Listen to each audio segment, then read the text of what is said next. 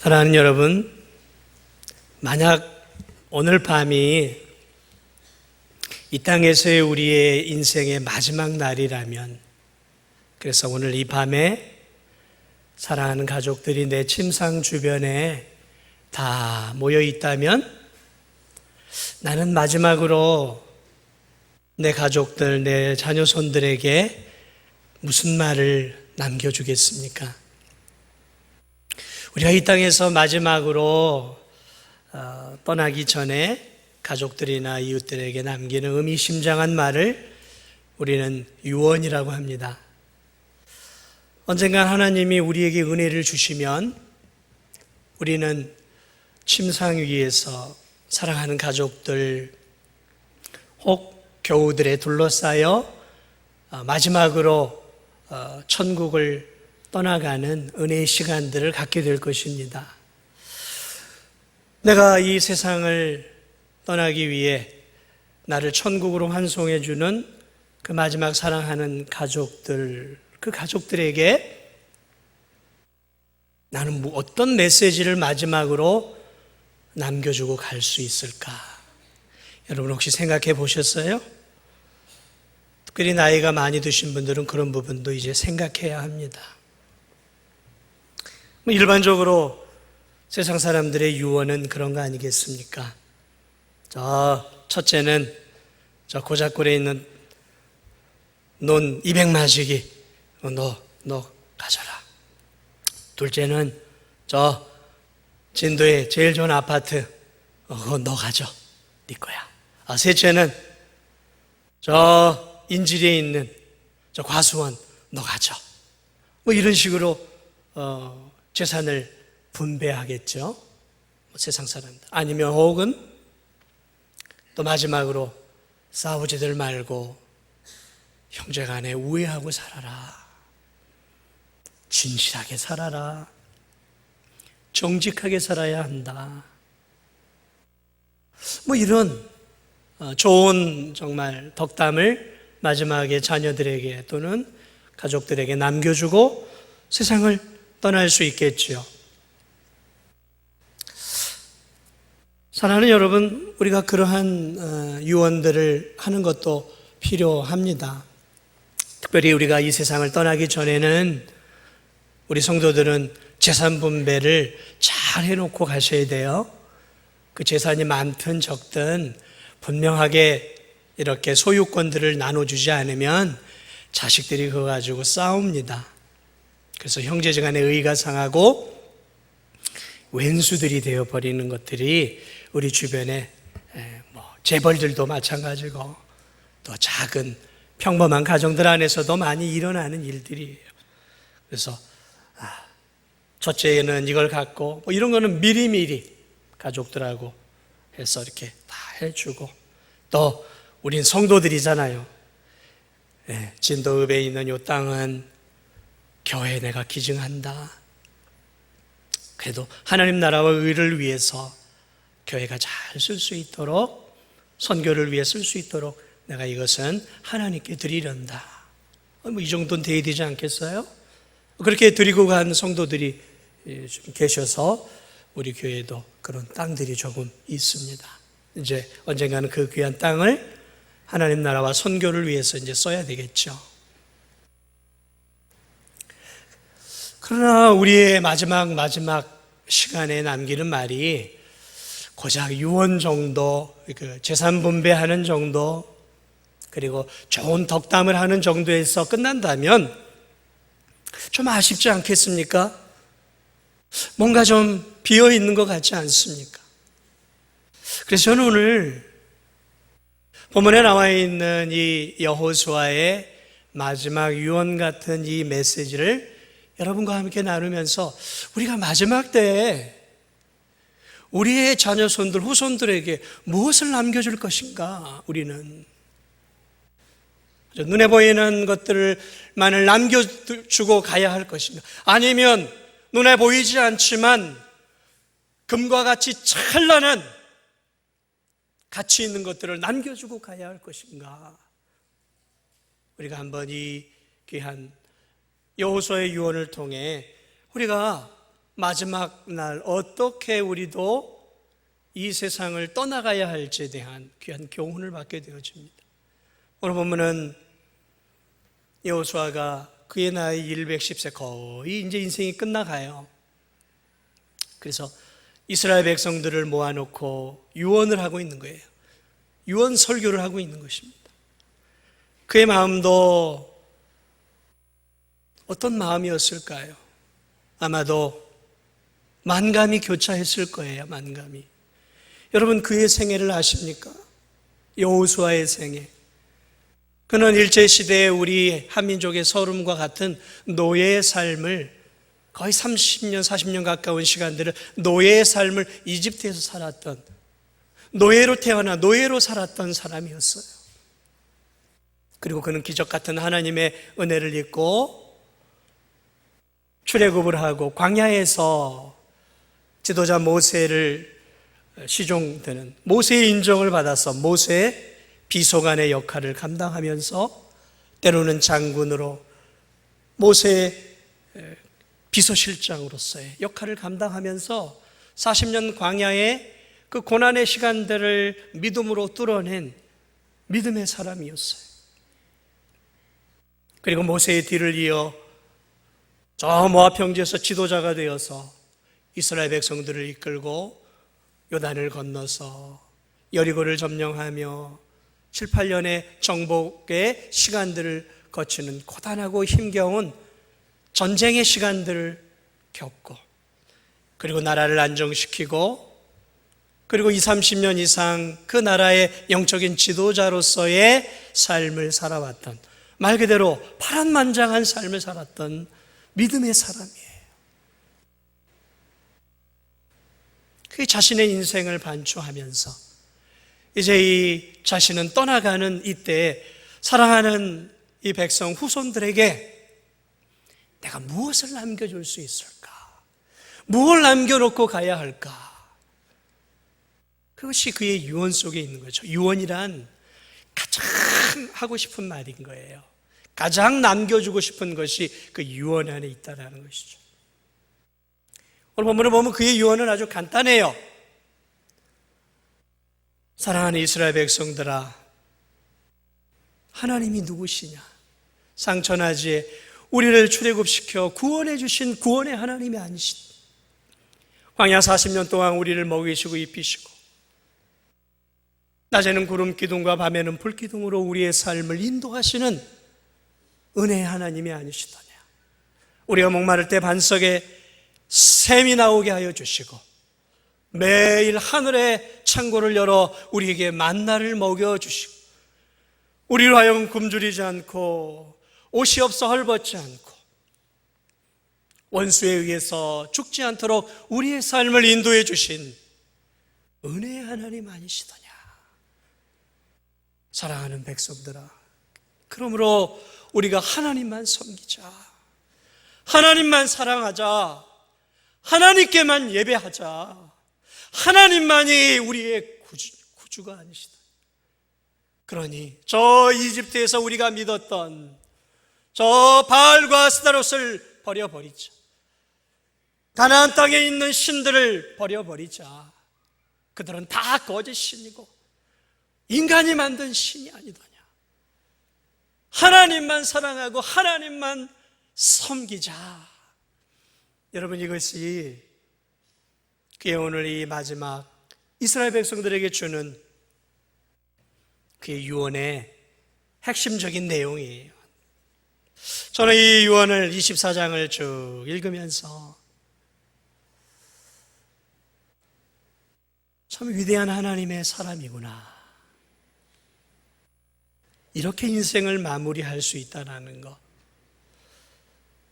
시작도 중요하지만 마무리가 더 중요하구나. 용두사미와 같은 삶이 아니라 비록 시작은 노예로 출발을 했지만 그의 마지막은 이스라엘의 영적인 찬란한 빛을 발하는 지도자로서 그의 인생을 마무리하는 이 여호수아를 보면서 여호수아를 통해 우리는 무엇을 배울 수 있을까?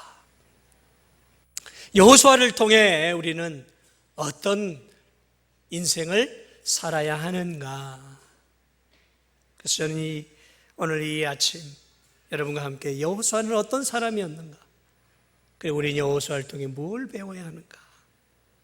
오늘 이 죽어가는 마지막 그 순간까지 자신의 후손과 백성을 바라보며 힘을 다해 110세가 다 되어가는 그 노인이 힘을 다해 지금 외치고 있는 이 메시지.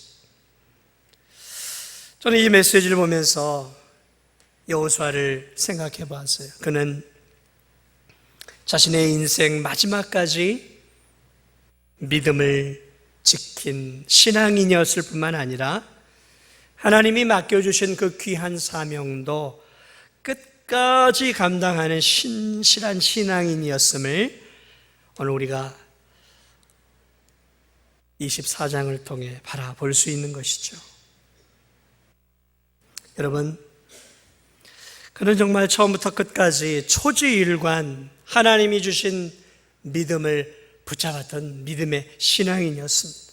그가 언제 여호와 하나님을 온전하게 믿었는지 성경은 기록해 놓고 있지 않지만 적어도 그는 광야 이전 노예 생활을 할 때부터 하나님을 믿었던 하나님의 사람이었던 것은 틀림이 없어요. 그랬기 때문에 모세의 눈에 들었고 모세가 그를 자신의 비서로 채용을 했던 것이죠. 그는 분명 하나님을 신실하게 믿는 청소년기와 청년의 시기를 거쳤을 거예요. 그랬기에 광야에서 모세의 신망을 받아 그의 수행 비서가 되었고 광야 40년간 그는 지도자 모세의 충성스러운 수석 비서관 역할을 잘 감당하였고 전쟁에 있어서는 전쟁에서 또 앞서서 이스라엘 백성들을 지도하는 이스라엘의 장군의 역할도 잘 감당했던 것이죠. 모세의 후계자가 된 후에도 요단강을 건너 가나안 땅에 들어가서는 가나안 전쟁을 총지휘하는 영적 지도자로서의 명성을 날리고 전쟁이 끝난 후에도 여전히 지도자로서의 역할들을 충실하게 감당하고 지금 이 마지막 순간, 죽음의 순간 앞에서 여전히 하나님의 진리의 말씀을 이스라엘 백성들에게 전해주고 있는 이 모세의 모습을 보게 되어집니다. 디모데전서 4장 6절 7절을 보면 바울이 그의 인생의 마지막에 이렇게 고백합니다.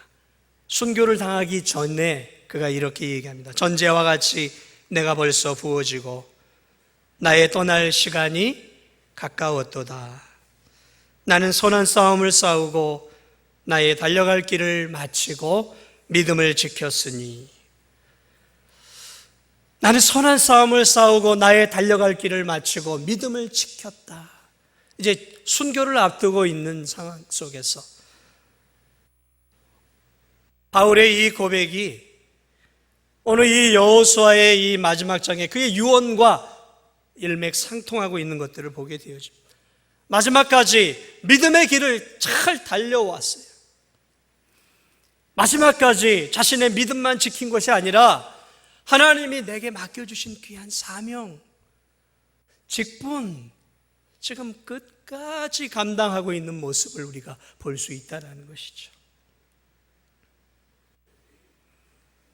여러분 110세, 우리 가운데 아직 110세는 안 계시죠? 그 나이가 되어지면 아무것도 할 수 없을 것입니다. 이제 주님만을 바라보고 주님을 기다리는 시간대예요.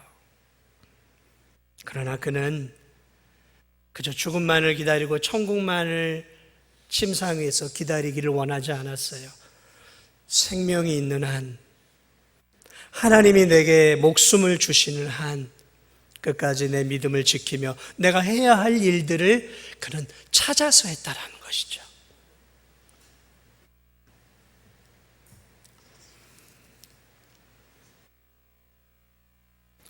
오늘 여기에 있는 많은 젊은이들이 있습니다. 혈기왕성한 젊은 날 하나님을 온전하게 섬기는 것은 참 어려운 일이에요. 젊은 날은 세상의 즐거움들이 얼마나 유혹하는지 몰라요.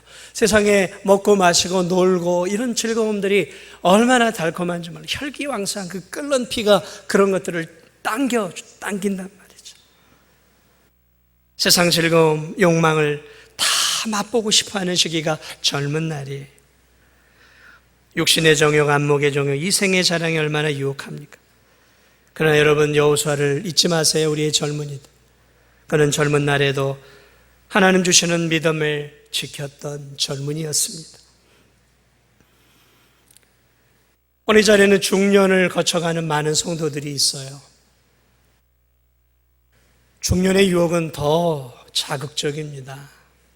안정적인 시간대죠. 돈도 있고 내가 세상적인 포지션도 있어요. 그러다 보니까 더 많은 유혹이 있어서 성도들 가운데에도, 세상 사람들은 말할 것 없고 성도들 가운데에도 이 중년의 때 많이들 일탈하고 넘어지는 일들이 일어납니다. 중년의 시기에 많은 사람들이 욕심과 탐욕 그리고 성적 욕망으로 무너지는 것들을 우리는 주변에서 얼마든지 볼 수 있는 것이죠. 사랑하는 성도들이여, 여호수아는 이 중년의 시기도 믿음을 지키고 사명을 감당하기 위해 충성했음을 잊지 마시기 바랍니다. 노년의 성도들 우리 교회에 많이 있죠. 노년에는 내 몸 하나 건사하기도 힘들어요. 교회 나오는 것도 버겁습니다.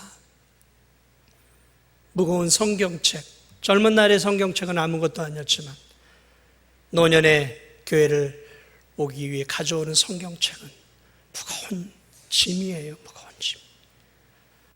내 몸 하나 지탱하기 힘든 성도들이 노년이 되어 교회 나와 예배드리고 기도하고 믿음의 삶을 살아가는 것은 너무너무 어려운 일이에요.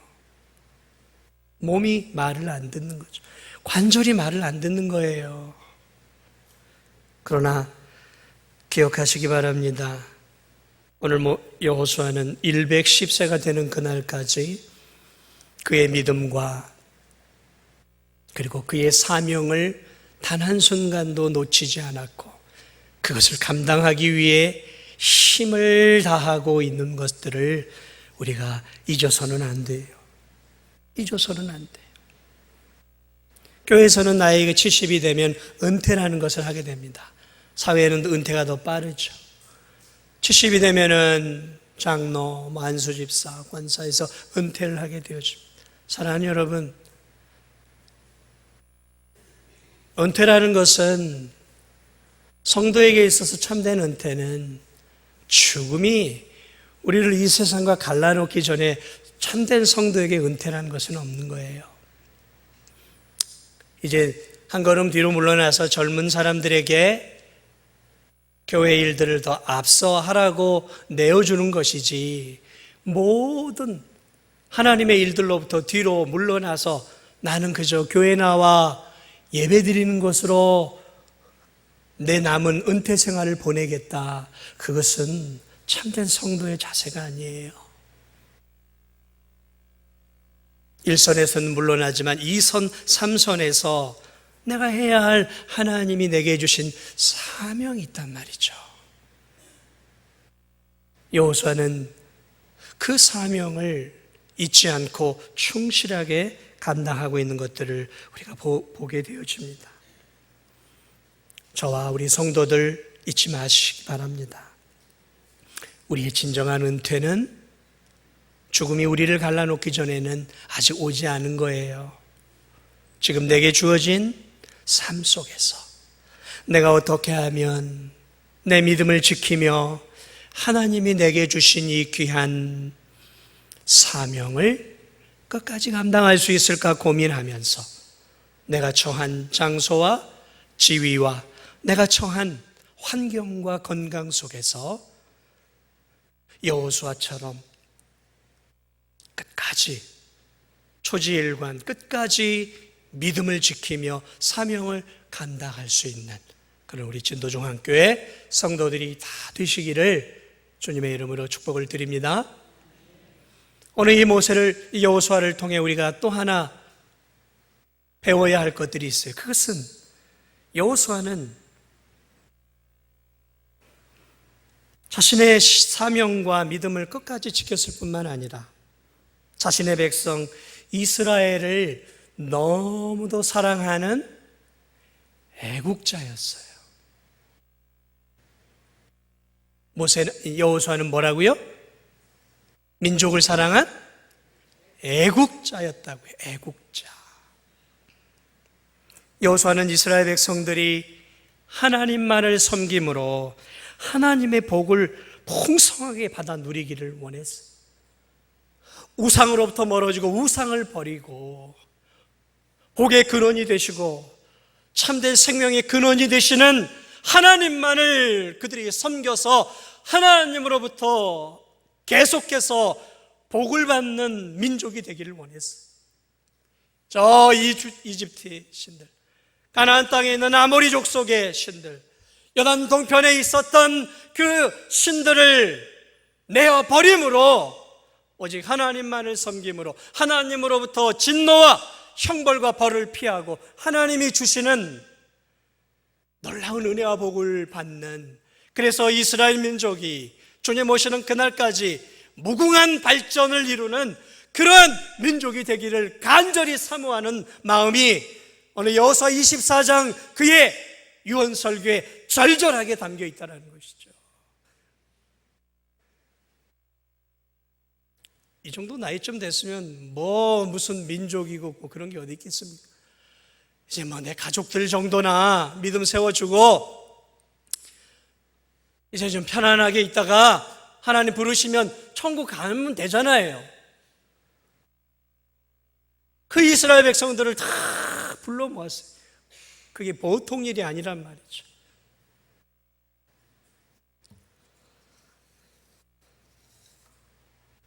그러나 여호수아는 자신의 후손들, 자신의 민족의 후손들을 너무나 사랑했던 애국자였어요.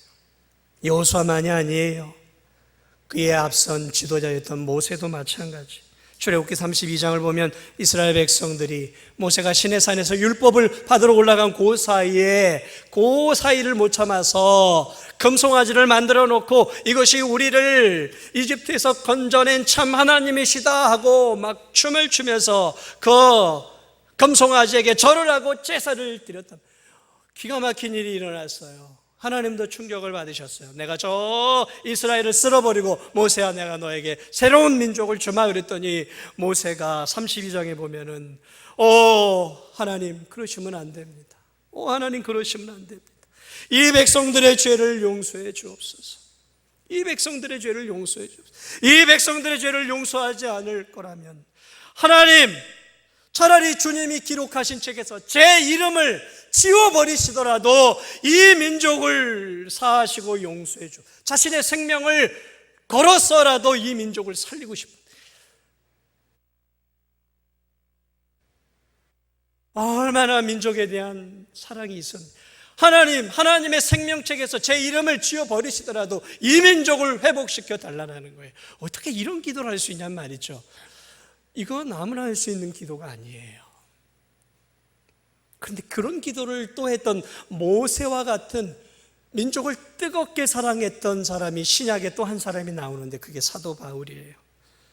그도 이스라엘 민족을 얼마나 사랑했는지, 그는 이방인의 사도로 부름을 받았지만 저 소아시아 지방과 유럽을 다니면서도 가장 먼저 복음을 전했던 것은 유대인의 회당을 먼저 찾아가고 유대인들을 먼저 만나서 그들에게 복음을 전해요.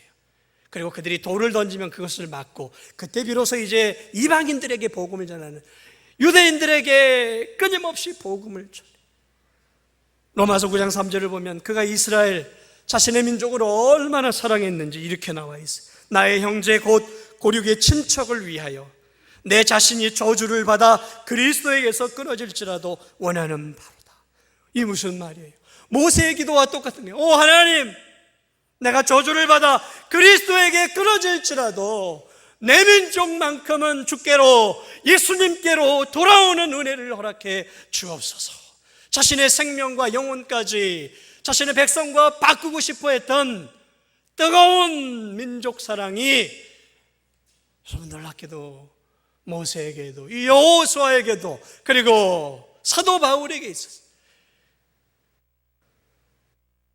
성경을 보면은 저 포로 기태 모르드게와 에스더, 느헤미야, 에스라와 같은 포로에 끌려가서 저 바벨론 페르시아에서 종살이를 하면서도 저 예루살렘이 성문이 회파되고 성이 불타서 백성들이 가난과 기근과 이방인의 압제로 고통당하는 것들을 보고 눈물을 흘리고, 오 주님, 나를 보내셔서 저 민족 이스라엘을 살릴 수 있도록 도와주옵소서 기도하면서 그 잘 먹고 잘 사는 삶을 포기하고 느헤미야와 에스라 사람들이 포로기에서 귀환을 해서 백성들을 위해 자신의 삶을 드리는 것들이 성경 안에 나와 있어요.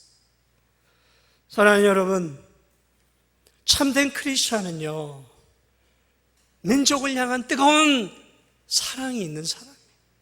물론 그 사랑의 분출은 첫 번째로는 복음을 전하는 것으로 전해집니다.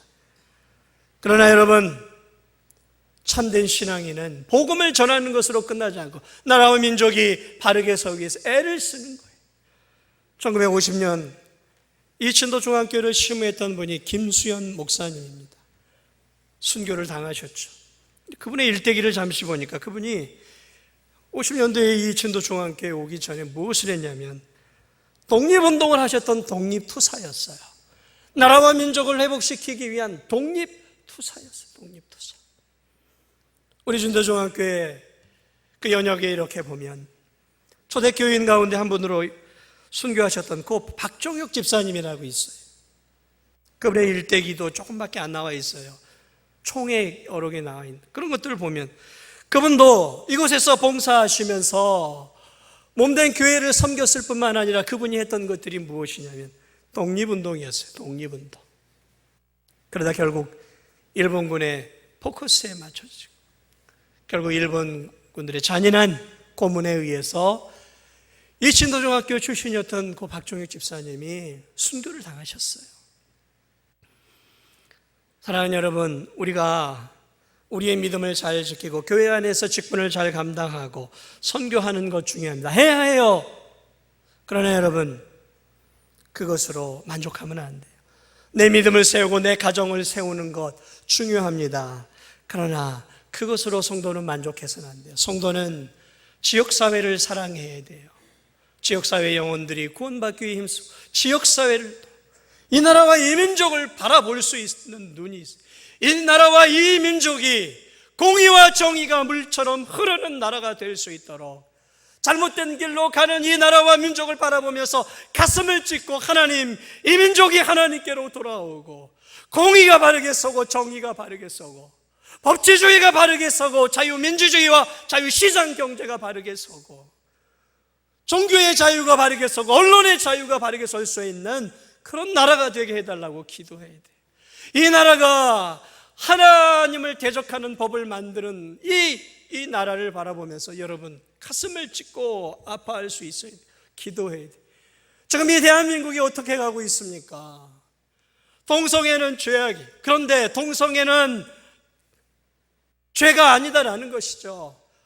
차별금지법을 지금 국회의원들이 상정을 해놓고 있어요. 근데 이게 정말 문제가 뭐냐면 그저 동성애는 자유다. 지금도 자유예요. 이 사람들 자유롭게 다니면서 동성애 하고 다녀도 누가 뭐라 그럽니까? 그런데 이 법의 문제가 무엇이냐면 교회에서 목사가 동성애는 죄입니다 그러면 벌금을 이제 물리는 거예요. 하나님 말씀대로 성도들이 예수 그리스도만이 진리이고 동성애는 죄입니다라고 말하면 이제 저와 여러분은 이 차별금지법이 통과되는 그 순간 죄인이 되는 거예요. 이해가 되십니까? 저것이 죄입니다. 성경이 말하는, 하나님이 말하는 죄입니다라고 말하는 이 말 자체를 행하는 제가 죄인이 된단 말이에요. 죄인이. 기가 막힌 현실이 이제 우리 앞에 올지도 모른다. 저와 여러분이 죄인이 되는 거예요. 법적으로 죄인이 된단 말이죠. 지금 이 나라가 어떻게 가고 있는지 모르겠습니다. 이 나라를 바라볼 때 너무너무 가슴이 아픈 거예요. 왜 이 나라가 여기 이런 지경까지 왔는가?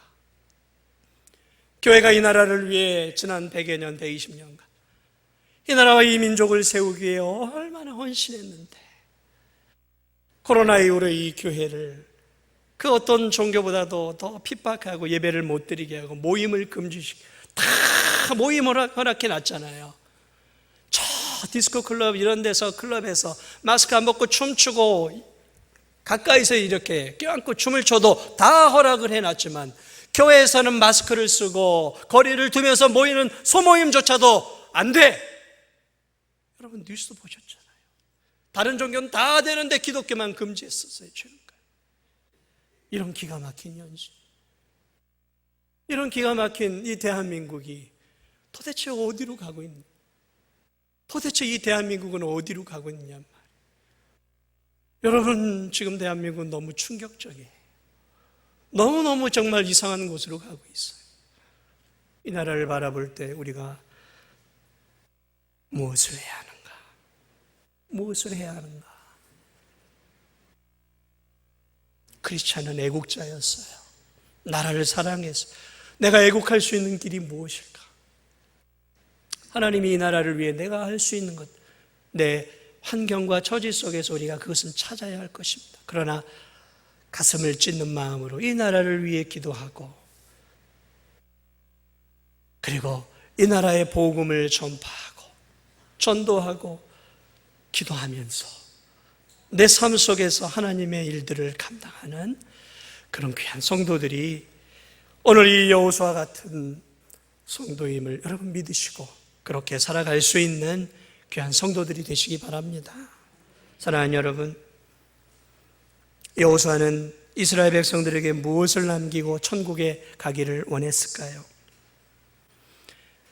자신이 가지고 있던 신앙의 유산을 남기고 싶었던 거예요. 110세 가운데 함께 하셨던 그 참 하나님, 자신이 경험하고 체험했던 그 하나님을 이스라엘 백성들에게 남겨주고 싶었던 거예요. 신앙을 남겨주고 싶었던 거예요. 물질이나 부요함이나 이런 것들이 아니라 신앙을 남겨주고 싶었던 거예요. 썩고 사라져버릴 세상에 빛나는 금은 가치가 있는 그런 것들이 아니라 썩지 않고 쇠하지 않는, 변하지 않는 신앙의 유산, 진리를 남겨주고 싶었던 것입니다. 여러분은 무엇을 남겨주고 노년에 떠나가기를 원하십니까? 어떻게 하면 내 자식들에게 좀 더 많은 돈을 남겨줄까? 어떻게 하면 내 자식들에게 빌딩이라도 하나 남겨줄까? 어떻게 하면 교육을 잘 시키기 위해서 애를 써볼까? 이런 것도 우리에게 필요하지만 내 자녀손들에게, 그리고 이 교회 안에 자라나는 다음 세대에게 내가 남겨줘야 할 것은 무엇일까? 저는 우리 진도중학교의 성도들이, 자라나는 우리 진도중학교의 다음 세대들에게, 그리고 여러분의 자녀손들에게 정말 하나님만이 참 하나님이시고 예수 그리스도만이 참 구주이시며 그리스도 안에 모든 보화가 담겨 있음을 가르쳐주며 그 신앙을 전수할 수 있는 그러한 우리 성도들이 되시기를 바랍니다. 그러하기 위해선 잘 살아야 돼요. 잘 살아야 돼요. 마지막까지 잘 살아야 내 말이 힘이 있는 거예요. 마지막까지 믿음의 경주를 잘 달려가야 후손들에게 영향력을 마지막까지 미치고 갈 수 있는 거예요. 그러므로 사랑하는 여러분, 이 코로나라는 위기 속에서도 여러분의 신앙을 잘 놓치지 말고 붙잡아서 또 여러분에게 주신 하나님의 귀한 사명을 잘 감당해서 정금과 같은 신앙인으로 여러분 남은 생애를 살아가시다가 어느 날 하나님이 마지막으로 불러가실 때 사랑하는 후손들과 사랑하는 성도들에게 나와 내 집은 여호와만을 섬겨왔고 나와 내 집은 앞으로도 여호와만을 섬겨갈 것이고, 그러므로 사랑하는 나의 자녀 손들아, 사랑하는 진도중앙교회 사랑하는 성도들이여, 여호와 하나님, 그 하나님만을 끝까지 잘 섬기시고 구주 예수 그리스도를 잘 섬기시다가 우리 저 천국에서 다시 만납시다. 그렇게 멋진 인생의 마무리를 여호수아처럼 할 수 있는 저와 우리 진도중앙교회 우리 모든 성도님들이 다 되시기를 주님의 이름으로 축복을 드립니다. 우리 이 시간 함께 기도하기를 원합니다.